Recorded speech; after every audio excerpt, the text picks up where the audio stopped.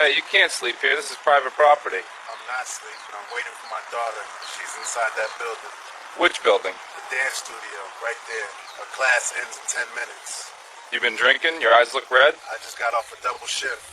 I'm a firefighter. I'm tired. Sure you are. Let me see some ID. My wallet's in the back. Officer Lucas Bennett had been with the Boston Police Department for exactly 2 years.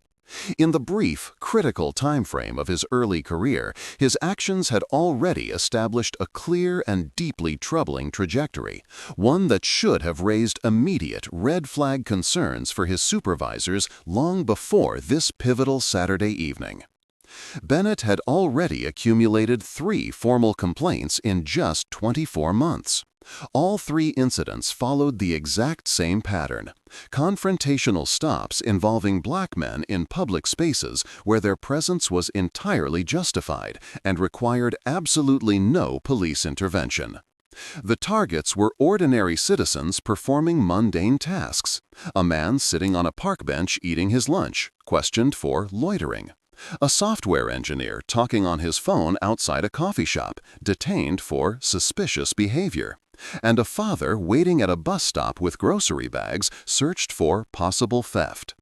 Each complaint concluded the same way: a verbal counseling session that Bennett attended and signed off on, but demonstrably never internalized.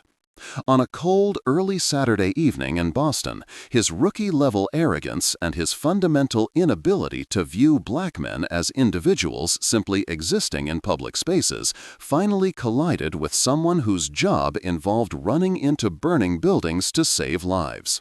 That collision would prove to be the most expensive, career-ending mistake of Bennett's short tenure, costing the city of Boston $1.6 million and exposing a system that protected problematic officers from their first day on the job. The man Bennett was about to target was Marcus Webb, a black man in his late 30s, a decorated firefighter with the Boston Fire Department. Marcus was sitting quietly on a curb near his car, waiting for his 8-year-old daughter Zoe to finish her ballet class. His body was heavy with the deep exhaustion of having just completed a grueling 24-hour double shift at the fire station. There was no crime, no disturbance, no violation. Just a father, a public servant, waiting to pick up his child. But Officer Bennett saw him through a lens of bias so narrow and prejudiced that a tired man sitting on a public curb registered as a grave security threat. Bennett could not process the fact that the person he was about to harass was a hero who saved lives, while he himself was actively creating trauma where none existed. The location was Jamaica Plain, a diverse and dynamic Boston neighborhood characterized by tree-lined streets, local businesses, and small commercial strips where community life unfolded. It was 5:45 p.m. on a Saturday evening in early March. The sun had already set, and the early spring darkness had settled quickly, carrying a sharp winter chill that dropped the temperature into the low 40s. A few people were finishing their errands, picking up children, or heading home for dinner. Marcus Webb had dedicated the last 12 years of his life to the Boston Fire Department. He was a veteran who had responded to countless emergencies, pulling victims from burning structures, performing CPR on cardiac arrest victims, and cutting people from mangled vehicles. He had been recognized for valor twice, trained new recruits, and consistently put his duty before his personal life. To his captain, he was reliable. To his crew, he was fearless. To the families he had saved, he was a hero. Marcus, raised in Roxbury, had chosen firefighting over policing precisely because the mission felt fundamentally clear: saving lives, period. No gray areas, no questions of bias, just clear, unequivocal purpose. Marcus was a divorced father who co-parented his daughter Zoe effectively. That Saturday was his weekend with her. He had finished his 24-hour double shift at Station 19 at 3 p.m., rushed home to shower, and driven straight to the dance studio on Center Street to pick up Zoe. Her class ended at 6 p.m. Marcus arrived early, parked his silver Honda sedan near the building, and got out to stretch. The exhaustion was a crushing physical weight. He wore jeans and his comfortable Boston Fire Department hoodie, the one with the station logo, a common sight on his days off. His official BFD badge and ID were secured in his wallet in the car's center console. Deciding to get a few minutes of fresh air before Zoe emerged, he sat down on the cold concrete curb next to his car, closed his eyes briefly, and simply rested. He was a father waiting for his daughter, utterly within his rights to be exactly where he was. Officer Lucas Bennett, driving his patrol route, saw Marcus. Bennett was fresh out of the academy, inexperienced and overly confident, a dangerous combination that his supervisors had already noted. His 3 complaints in 2 years represented a highly concerning rate for a rookie. Bennett's internal monologue was instantaneous and flawed. Man sitting alone on a curb, near a car. Looks suspicious. Maybe he's casing the area. Maybe he's homeless or drunk. Need to check this out. He didn't consider the dozens of innocent explanations. He didn't connect the scene to the dance studio 15 feet away. He simply defaulted to the assumption that a black man sitting alone in public was a threat requiring intervention. Bennett pulled his patrol car up sharply and stopped. "What are you doing sitting out here?" Marcus opened his eyes, saw the cruiser, and felt the familiar, heavy weight of dread settle in his stomach. He hadn't moved a muscle, but experience told him innocence offered no protection. He stayed seated, hands visible on his knees. "Waiting for my daughter. Her dance class ends soon." Marcus kept his voice calm, measured. "Where's this dance class?" "Right there, that building." Marcus gestured with his head toward the entrance. "She'll be out any minute." Bennett stepped closer, studying Marcus's tired face. "You look like you've been drinking. Have you?" Frustration flared in Marcus, quickly suppressed by a professional necessity for de-escalation. "No, I just finished a shift. I'm tired. I'm a firefighter." "Uh-huh. Got any ID on you?" "Yeah, it's in my car. Can I stand up and get it?" This was the first critical mistake. Bennett should have accepted the explanation and moved on.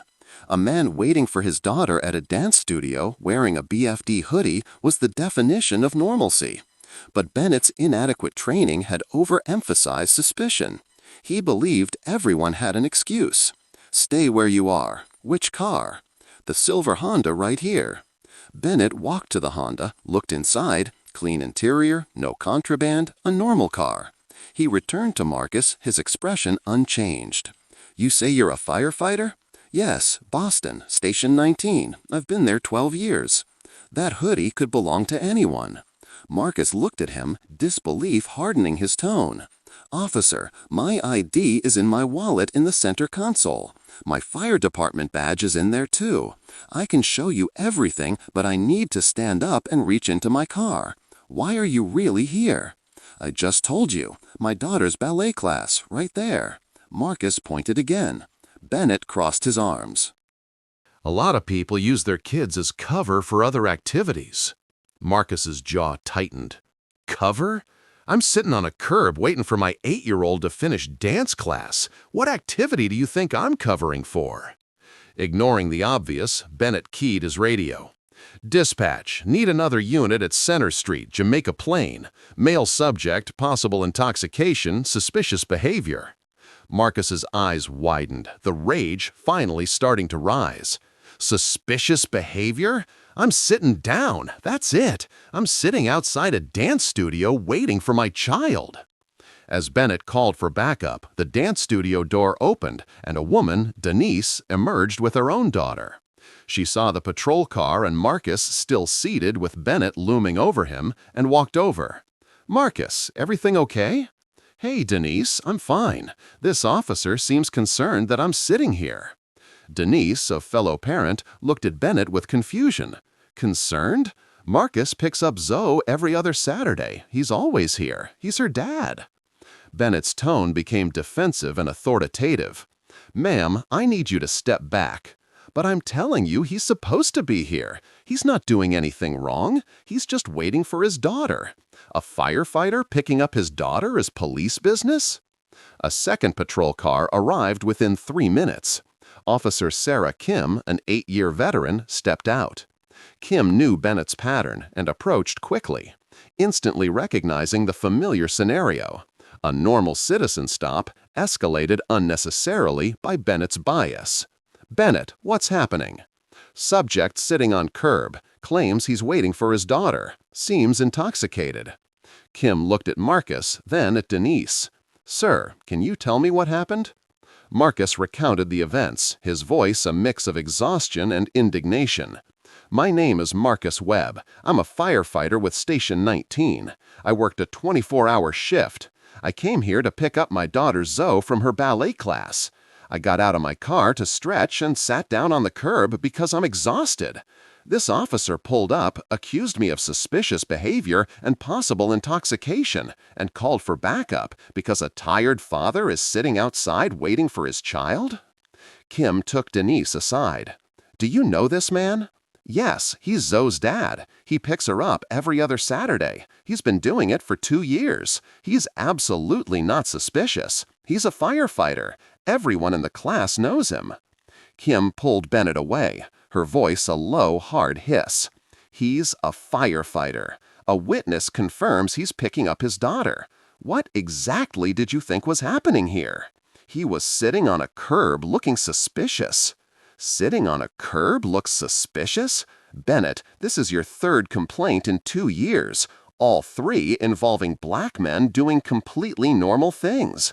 Do you see the pattern? I was being thorough. You were profiling. There's a difference." As Kim chastised Bennett, the dance studio door opened, and the group of little girls emerged.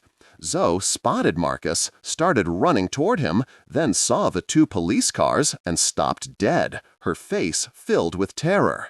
"Daddy!" Marcus's heart seized. "I'm okay, sweetheart, just a misunderstanding." Zoe ran to him, tears starting to fall. "Why are the police here? Did you do something bad?" Marcus stood up, finally, and knelt to her level. "No, baby, I didn't do anything. These officers just wanted to check on me." Kim quickly knelt down to Zoe's level. "Your dad's fine, honey. Everything's okay. You ready to go home with him?" Zoe nodded, clutching her ballet bag. A supervisor, Lieutenant Frank Morrison, arrived 10 minutes later. Morrison, a 19-year veteran, had reviewed Bennett's file twice already. He spoke with Kim, Denise, the dance studio owner, and Marcus while Zoe waited, scared, in the car. He then turned to Bennett, his expression grim and final. "Radio and badge. Administrative leave pending investigation." Bennett's face went pale. "Lieutenant, I was just checking." "You harassed a firefighter for sitting on a curb. You accused him of intoxication with no evidence. You traumatized his 8-year-old daughter. And this is your 3rd complaint in 2 years, showing the exact same bias. You're done until Internal Affairs investigates. Radio, badge, now." Stunned, Bennett complied. Morrison turned to Marcus. "Mr. Webb, I apologize on behalf of Boston PD. This stop should never have happened. Officer Bennett will be investigated thoroughly. If you choose to file a formal complaint, we'll cooperate fully." Marcus looked toward his daughter in the car, the simmering rage now a controlled fire. "Lieutenant, I run into burning buildings for a living. I've pulled children from fires. I've saved people who were minutes from death.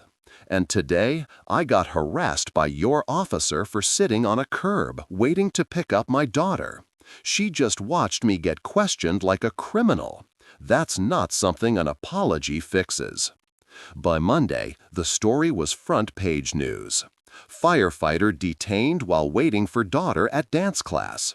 Officer's 3rd complaint in 2 years involved stopping black man doing nothing wrong. The fire department publicly backed Marcus.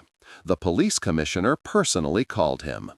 Marcus filed a lawsuit 4 weeks later, naming Officer Lucas Bennett, his supervisors, and the Boston Police Department. The allegations were comprehensive and damning.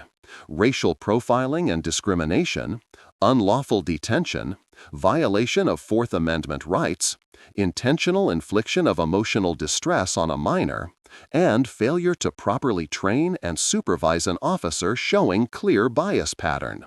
The complaint highlighted Bennett's record.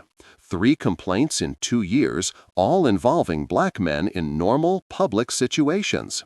All previously dismissed with meaningless verbal counseling. The Boston city attorneys quickly reviewed the evidence. Witness statements supported Marcus. The BFD provided documentation of his career. And Bennett's complaint history showed an indefensible pattern. The city settled 14 months later for $1.6 million paid to Marcus Webb, a significant sum reflecting not just the unlawful stop, but the emotional trauma inflicted on his daughter. Officer Lucas Bennett was terminated 9 weeks after the incident. The termination letter was explicit. Officer Bennett engaged in racial profiling. His pattern of similar conduct, documented through 3 complaints in 2 years, demonstrates unsuitability for continued employment. Termination immediate. His name was entered into the National Decertification Index, ending his 2-year career. Marcus later testified at a Boston City Council hearing on police training, his words cutting to the core of the institutional failure. "I run in while others run out. That's my job. And Officer Bennett saw me sitting on a curb and decided I was a criminal. He scared my daughter. She asked me that night if police were going to take me away. She's 8 years old. She shouldn't have to think about that." $1.6 million is what Boston paid because a 2-year officer couldn't imagine a black man sitting on a curb might just be a tired father. But money doesn't erase my daughter asking why police think I'm bad. It doesn't undo her fear. Boston PD implemented new policies 6 months later. Mandatory bias training before field certification, automatic investigation after 2 similar complaints within 3 years, and real-time supervisor review of all suspicious behavior stops. The central failure was clear. BPD chose to treat Lucas Bennett's immediate, obvious pattern of bias, 3 complaints in 2 years, as a learning curve for a rookie rather than as an immediate, irreversible display of unsuitability. Marcus Webb, the firefighter, paid the price for this institutional negligence, forced to explain to his 8-year-old why her father, the man who saves lives, was questioned like a criminal while waiting to pick her up. The final question remains: why did the system wait for 3 complaints and a major lawsuit involving a child's trauma before taking decisive action? The commitment to accountability must start much earlier, after complaint 1 or 2, to protect the community from the next officer who shows bias from day 1.